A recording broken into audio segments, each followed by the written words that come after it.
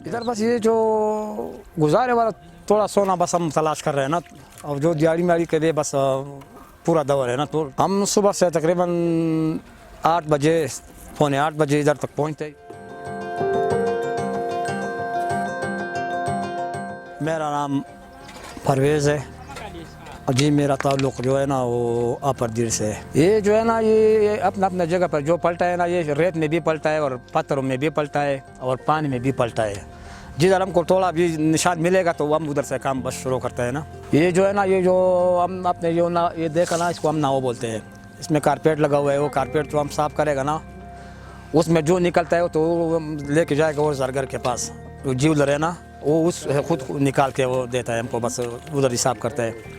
इधर वो तो ज्वेलर वाला जो है ना ये तो नहीं बताते, लेकिन ये जो है ना ये पासा मिलता है फिर 1 नंबर, और उधर से जो है ना वो मिलावट वाला मिलता है ना, बेहतरीन है। ये जो जिधर भी मिलता है ना, इधर जो सिंध है ना वो बासिन है, ये जो है ना जिधर भी मिलता है ना, ये पत्थरों में जो मिलता है, पानी में जो मिलता है, ये भी 1 नंबर पासा सोना है ना।